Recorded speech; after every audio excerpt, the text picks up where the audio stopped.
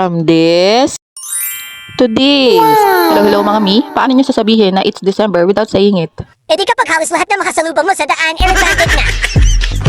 O diba ang taray ni madam? Sino kayo dyan mga mi? Char lang mga mi, guilty rin ako dyan kasi curly hair din ako eh. And hindi masama yon mga mi. Dahil kahit nabising mga nani na tayo, gusto pa rin natin maging maayos at maging confident sa sarili natin. Deserve na deserve natin yan mga mi. Pamper ourselves kahit konti lang. Kasi ibang level lang struggles ng mga nanay, alam niyo yan. Kaya mga sir, bigyan nyo naman ng pampamper si misis.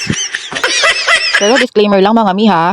Ingat-ingat din tayo, araling mabuti at siguraduhin trusted yung pagpapagawa ng buhok natin. Kasi kadalasan sa kagustuhan nating makatipid, mas napapamahal tayo kasi ang ending hindi natin nagustuhan o hindi tayo nasatisfy sa result ng pinagawa natin. Kung kay mama, yung girlfriend ni J-Side yung gumawa.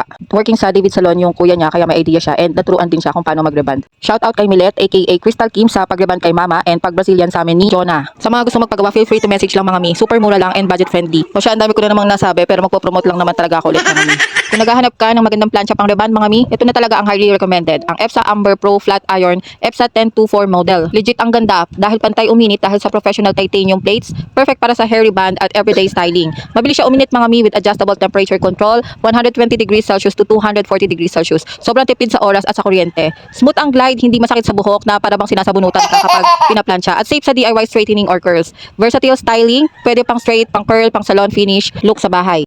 LED display na rin and easy maintenance. Madali makita ang exact temperature at hindi hassle gamitin. May iba't ibang plate sizes kaya pwedeng pumili ayon sa hair type at styling needs mo. So ideal para sa mga mommies na kagaya natin at sa mga gusto ng affordable pero quality na pang ayos sa hair. So napang hinihintay nyo mga mi, salon results sa presyong pasok sa budget. Check out na!